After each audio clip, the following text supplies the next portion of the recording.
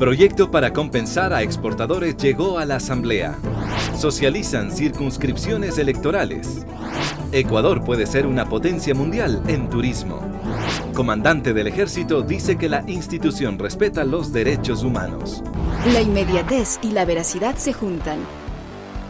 Si usted quiere estar al tanto del quehacer noticioso,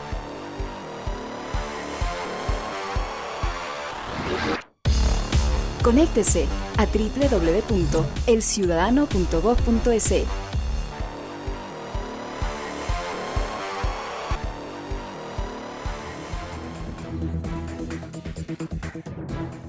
Bienvenidos amigas y amigos del Ecuador y el mundo al Ciudadano al Día, para conocer cómo avanza la patria. Un saludo especial a nuestros compatriotas que residen en el exterior.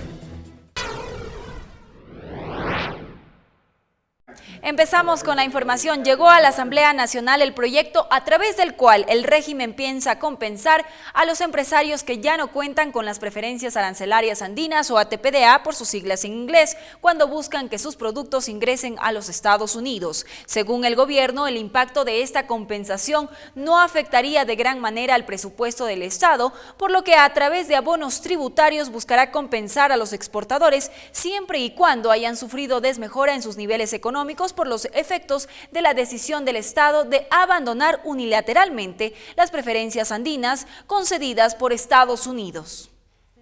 Tenemos que ser muy cuidadosos de que este bono sea eficiente, porque no es la primera vez que se propone el bono ni es la primera vez que entra en aplicación. El problema es el tiempo de respuesta de las autoridades para devolver los impuestos en su momento. Esperamos mecanismos ágiles, que veo que se señalan en 5 días de devolución de los recursos, si no, no funciona. El legislador Abdalá Bucaram Puley podría ser sancionado aplicándole el artículo 165 de la Ley Orgánica de la Función Legislativa, ya que habría ofendido de palabra a varias asambleístas. La legisladora de Alianza País, Zobeida Gudiño, pidió la sanción para el legislador Roldo Sista. Que el señor asambleísta compruebe y diga cuáles son las asambleístas. No vamos a permitir que ningún asambleísta, bajo el utilizar la inmunidad parlamentaria, venga a este pleno de la Asamblea Nacional a mancillar el buen nombre y la reputación de las colegas asambleístas y de ningún asambleísta, por supuesto. El Consejo Nacional Electoral arrancó con la socialización de las circunscripciones electorales territoriales. La idea con esta iniciativa es que candidatos y electores sean más cercanos, pues se delimitarán aún más los distritos electorales. El Consejo Nacional Electoral informó que para las próximas elecciones del 2014 se extenderán los cantones y distritos donde se aplicarán las circunscripciones electorales en todo el país. Conocer las opiniones de las organizaciones políticas a fin de tomar en consideración estos insumos de información y construir una propuesta consensuada. Los cantones divididos en circunscripciones son Cuenca, Riobamba, Machala, Esmeraldas, Guayaquil, Durán, Milagro, Loja, Quevedo, Portoviejo, Manta, Quito y Santo Domingo de los Áchilas.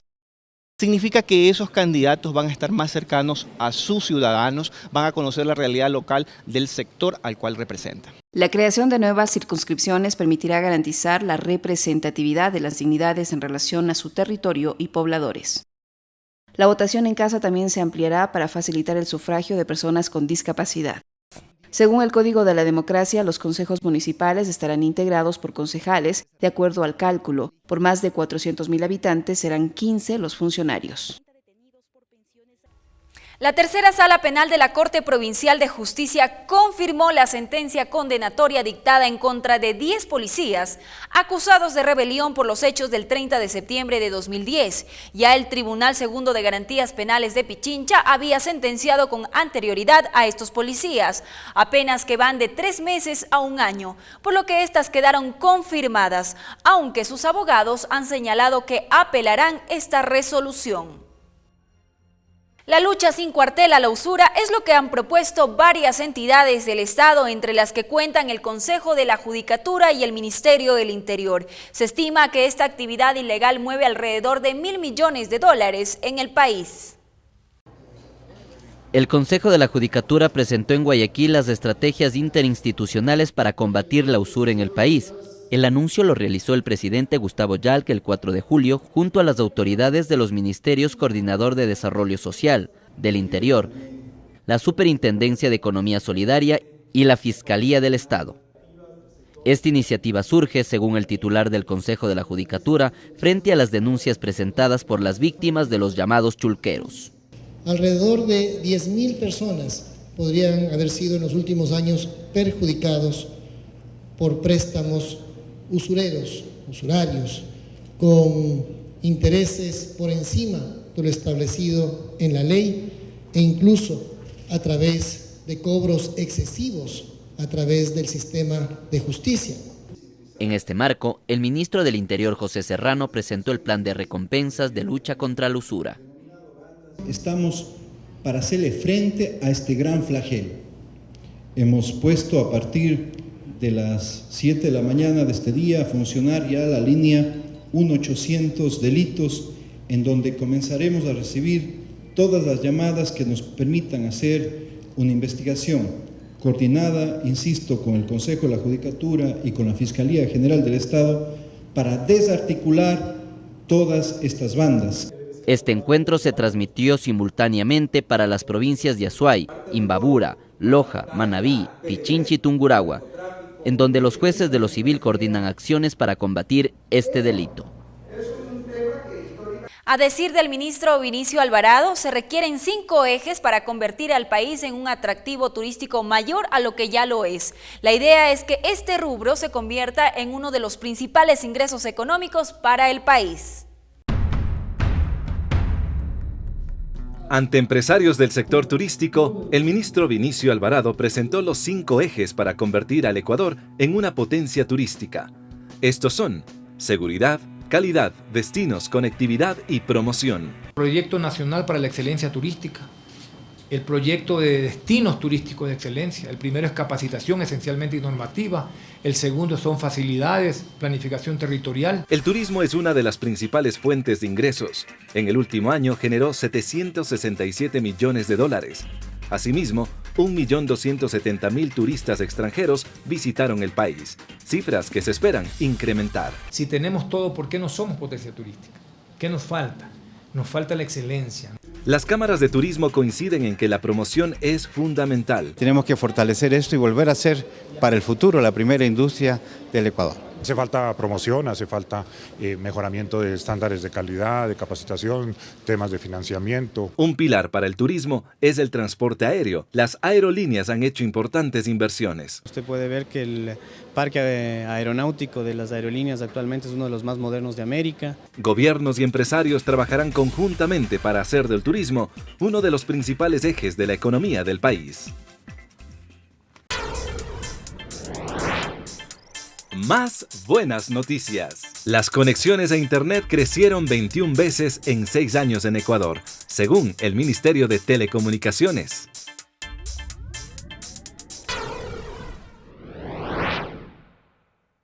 El plan de alto rendimiento empieza a dar resultados, manifestó el ministro del Deporte José Francisco Ceballos, quien agregó que una muestra de aquello son los resultados que nuestros deportistas obtienen en competiciones internacionales. 12 deportistas ecuatorianos están dentro de la categoría A del plan de alto rendimiento que impulsa el Ministerio del Deporte. Ellos obtienen un salario de alrededor de $2.000 mensuales. Además reciben becas estudiantiles y todo lo necesario para su preparación deportiva. Este incentivo ha beneficiado al deporte ecuatoriano, pues los resultados en los últimos eventos internacionales han sido exitosos. El atleta esmeraldeño Alex Quiñones consiguió el fin de semana las medallas de oro en las pruebas de 100 y 200 metros planos, en el Sudamericano de Atletismo en Colombia. El plan de alto rendimiento ya comienza a dar resultados, en la cual 278 deportistas han reunido las marcas y tiempos que requerían para incluirse en un plan de alto rendimiento en todas las categorías, ¿no? Estamos progresando poco a poco, pero necesitamos cada vez más necesidades. Necesitamos un fisioterapeuta, un masajista, es importante el psicólogo. Tenemos en la federación psicólogos, pero hay que seguir adelante y yo me pongo, estén o no estén, seguiré dando lo mejor de mí. Los deportistas continúan con su preparación y se dedican únicamente a ella. No tienen la necesidad de trabajar y cumplen con jornadas estrictamente deportivas. La karateca ecuatoriana Jacqueline Factos alcanzó el bicampeonato en el Panamericano de Argentina este año. Y así como ella, deportistas mejoran su rendimiento con duros entrenamientos hasta de 4 jornadas diarias.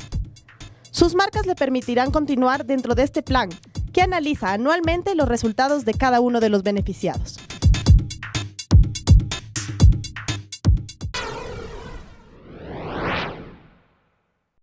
El comandante general del Ejército, Jorge Peña, ofreció una rueda de prensa con el propósito de dar a conocer los avances de la institución castrense en lo relacionado a derechos humanos.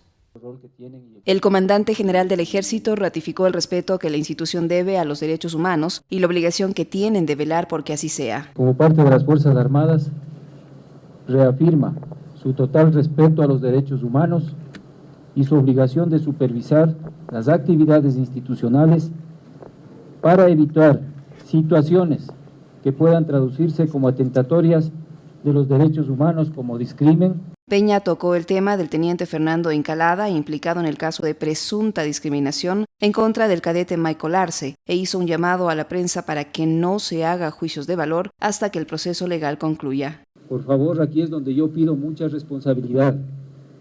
La justicia será quien determine si hubo o no responsabilidad del señor oficial. El comandante del Ejército dijo también que las Fuerzas Armadas se sustentan dentro del marco del buen vivir, enfocado a la equidad de género, interculturalidad y derechos humanos, temas que se encuentran dentro de la base académica aplicada en la organización y formación militar.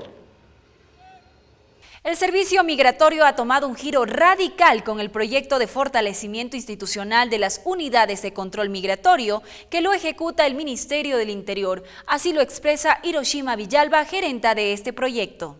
Yo puedo decir que el servicio ahora es totalmente no solo distinto, sino eficiente, de una atención con calidez, tanto al turista como al ciudadano ecuatoriano o ecuatoriana que ingresan o salen del país.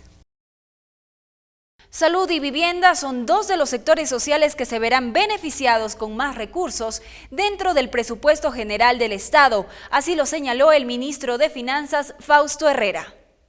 En salud, con 897.1 es de infraestructura hospitalaria que vamos a hacer este año. Vivienda con 215.4, que es vivienda rural, urbano marginal. El MIES, que es la infraestructura y equipamiento de la atención infantil, es decir, las guarderías del buen vivir, 215.1. El Cuerpo de Bomberos Metropolitano cuenta desde hoy con 121 nuevos miembros, pues tras de un largo periodo de entrenamiento teórico-práctico, finalmente lograron formar parte de esta importante institución. De estos, 77 son hombres y 44 son mujeres, que tras 8 meses de formación y capacitación con instrucción formal en cultura física, doctrina bomberil, técnicas de rescate, salvamento y control de incendios, desarrollaron todas las capacidades que un bombero necesita para iniciar su labor. El trabajo que se lo ha hecho, se lo hace y se lo hará con una visión de servicio y de futuro, que va más allá de las personas y que verá sus frutos en estas nuevas generaciones que hoy ingresan a la institución. Ordenadamente e impecablemente uniformados, los nuevos miembros de la Casaca Roja juraron su servicio y recibieron su insignia. Por su parte, la directora de Seguridad del Distrito Metropolitano señaló la importancia de contar con un cuerpo de bomberos profesional y capacitado.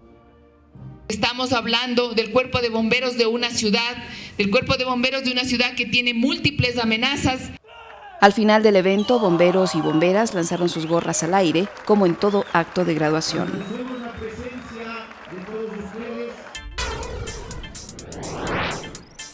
Más buenas noticias.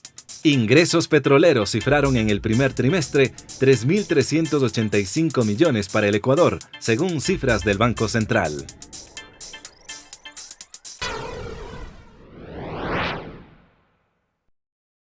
En lo internacional, para la misión Mercosur, Venezuela fue un pilar que definió a la organización como una poderosa zona económica que integrará a los 24 países sudamericanos y caribeños. El presidente de Bolivia, Evo Morales, agradeció a la Organización de Estados Americanos, OEA, por su apoyo tras el atentado sufrido en Europa. El detalle de estas y otras informaciones internacionales en el siguiente resumen. Para la misión del Mercado Común del Sur, Mercosur, Venezuela fue un pilar que definió a la organización como una poderosa zona económica que integrará a los 24 países sudamericanos y caribeños y que, según palabras del presidente Nicolás Maduro, va a ir un poco más allá del espacio económico. El presidente de Bolivia, Evo Morales, agradeció a la Organización de Estados Americanos, OEA, por su apoyo tras el atentado sufrido en Europa. Las organizaciones sociales del país continúan ofreciendo su respaldo, rechazando el agravio cometido contra el mandatario.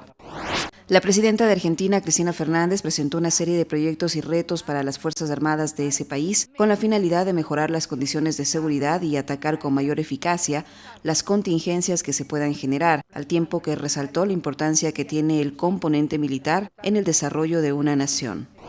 Durante las últimas semanas, el pueblo brasileño se ha tomado las calles en exigencia de mejoras en la calidad de vida de todos los ciudadanos. La clase trabajadora decidió unirse a esta lucha y convocó a un paro nacional para el próximo 11 de julio. Llegamos al final del informativo. Como siempre, les dejamos con el entrevistado de hoy. De mi parte, me despido y los espero en la próxima edición de El Ciudadano al Día.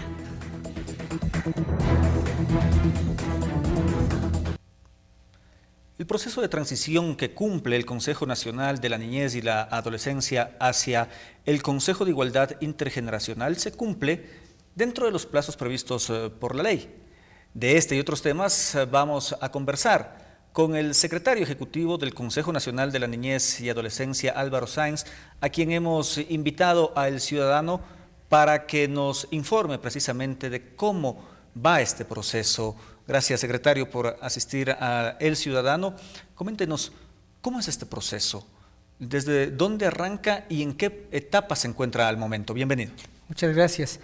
Quizás lo que debemos entender y la audiencia poder entender bien es que como nos encontramos en una sociedad de derechos, según establece la Constitución, una de las formas de garantizar que se ejerzan estos derechos es que existan en el país lo que se llaman los consejos nacionales de igualdad, o sea, espacios desde los cuales se puede hacer una observancia y se pueda proponer y se pueda preocupar que realmente se esté dando una sociedad de derechos.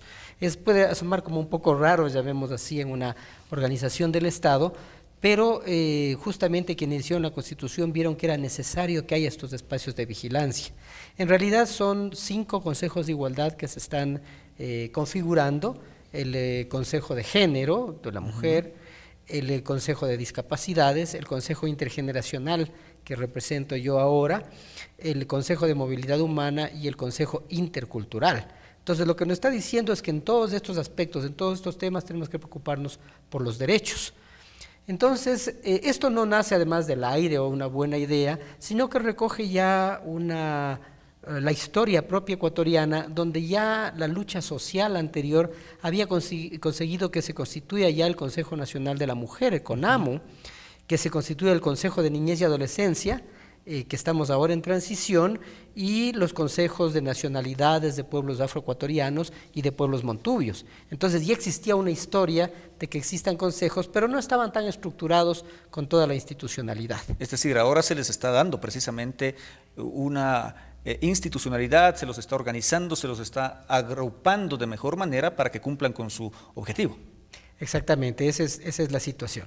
Y claro, la Constitución mandó en los artículos 156 y 157 que se hagan estos consejos, y en la transitoria sexta justamente estableció que estos consejos que mencioné hace un momento transitemos hacia los consejos de igualdad. Entonces nos puso al Consejo Nacional de la Niñez y la Adolescencia a ampliarnos, llamemos así, hacia el Consejo Nacional para la Igualdad Intergeneracional, que significa que debemos incluir, además de niñez y adolescencia y de la importancia que tiene la niñez y la adolescencia en el país, a otros grupos etarios, al grupo de jóvenes, a la juventud, al grupo de adultos mayores y sobre todo a las relaciones intergeneracionales, las relaciones entre las generaciones. Somos un país que busca que las diversas generaciones se entiendan entre sí, que sean relaciones positivas entre unos y otros, que no sean formas de dominación, que muchas veces ocurren, por ejemplo, que los adultos tendemos a dominar sobre los niños, no desde el punto de vista de socializar o aprendizaje o enseñar límites, sino que a veces se convierte ya en unas formas de poder también.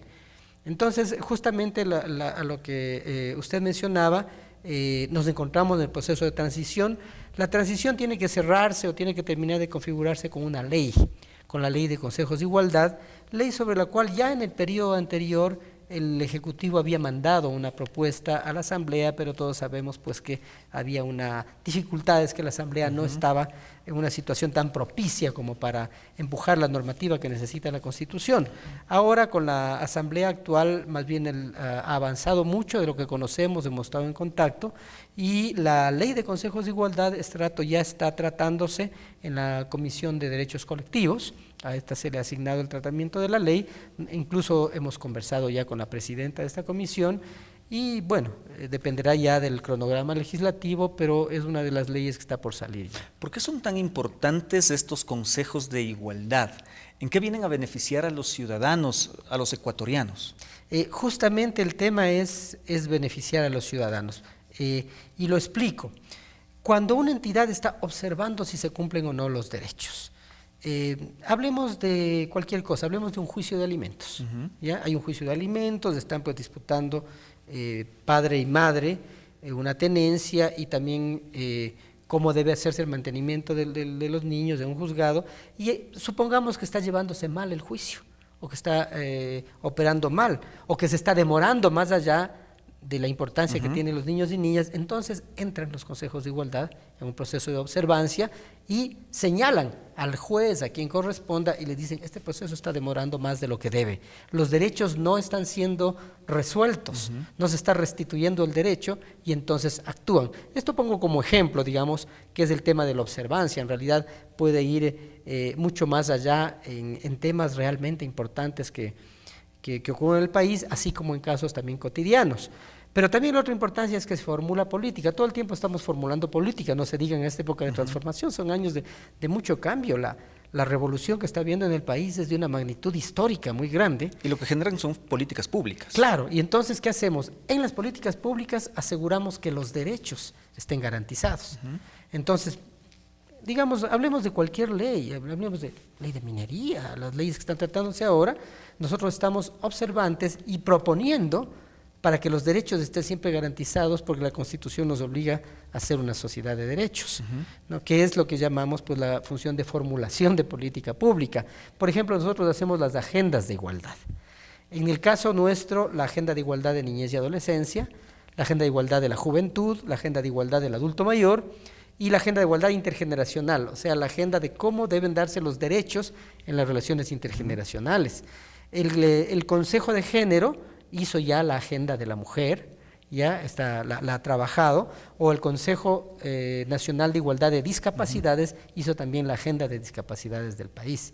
Entonces, con eso ejemplifico cuáles son algunas de las tareas para asegurar derechos, ¿no? Es decir, que ahora el Estado se preocupa mucho más para proteger a los ciudadanos y para que precisamente tengan entes a los cuales acudir para la protección de sus derechos. Exactamente, pero además estas entidades, los consejos, son consejos paritarios. Están compuestos en la mitad son representantes de la sociedad y la mitad son representantes del Estado. Entonces, en la composición misma ya da el acercamiento con la sociedad. ¿Y cómo se hace esa composición? En el caso, voy a hablar del caso del futuro Consejo de Igualdad Intergeneracional.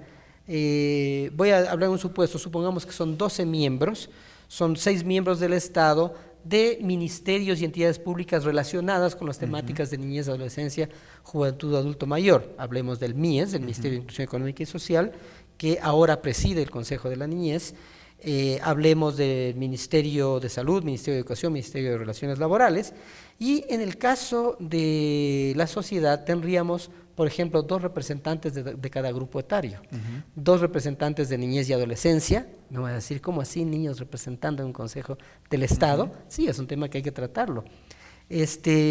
Jóvenes, representantes de las organizaciones de jóvenes y representantes de las organizaciones de adultos mayores.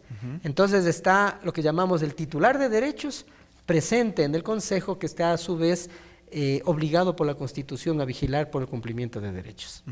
Y así se garantiza participación ciudadana también. Eso es uno de los espacios importantes de participación, justamente, que nuestra Constitución tiene, creo que más de 30 espacios de participación importantes en el mismo Consejo Nacional de Planificación, en los Consejos Nacionales de Igualdad, a nivel local muchos espacios de participación, silla vacía, un montón de mecanismos, porque justamente estamos construyendo una sociedad participativa, ¿no? ¿Cuál ha sido entonces ahora la receptividad que tienen o que han tenido las zonas en las que ustedes están realizando y en las que ya han realizado esta socialización de este proceso de transición?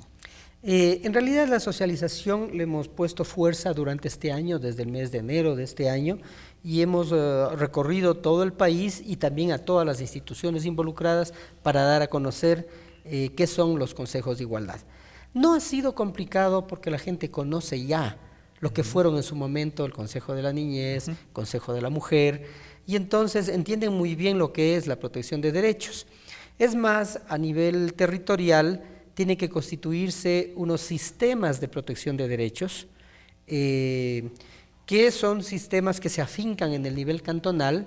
Se crea un Consejo Cantonal de Protección de Derechos y hay que fortalecer, revitalizar lo que se llaman las juntas cantonales de protección de derechos, que son entidades que resuelven en vía administrativa y de manera rápida la restitución de derechos cuando estos han sido violentados. Pongo un ejemplo. Cuando en un colegio han sacado a una adolescente porque está embarazada, la han expulsado del colegio. Eso es contra los derechos, la Junta de Protección de Derechos dispone la restitución y el colegio debe, por supuesto, nuevamente recibirle a la chica. Entonces, a nivel, por eso decía en la explicación, ha sido muy bienvenido, porque en el caso de los consejos cantonales de protección de derechos, provienen de los consejos cantonales de niñez y adolescencia que ya existen. Existen en prácticamente todos los cantones del país, y entonces han entendido muy bien que con esta visión integral de derechos que nos da nuestra Constitución, que creo que es un aporte que estamos haciendo al mundo en realidad, entonces van a seguir tratándose los temas de niñez y adolescencia. El interés superior del niño es fundamental, la Constitución lo marca con total claridad, pero también se van a incluir los temas de posibles violaciones de derechos de los demás grupos de atención prioritaria. ¿Ya? También violación de derechos de género o violación o discriminaciones relacionadas con aspectos culturales y étnicos. Ahora, Álvaro, vamos ya concluyendo con este diálogo, agradeciéndole nuevamente con su comparecencia. ¿Cuál es la relación, o existe alguna relación de dependencia de estos consejos de igualdad con otras instituciones del Estado? Ejemplo que se nos viene a la mente inmediatamente con el MIES, por ejemplo. Hay una relación de cooperación, ¿no? Dependencia podría interpretarse como que uno mande sobre otro. Como son consejos paritarios, sociedad y Estado, así lo establece la Constitución, entonces, y tienen autonomía de funcionamiento, entonces no hay una relación de dependencia. Lo que sí existe es que dentro de los miembros del Estado, quien sea delegado de la presidencia de la República ejerce la presidencia del Consejo, y entre los miembros de la sociedad civil se elige la vicepresidencia del Consejo.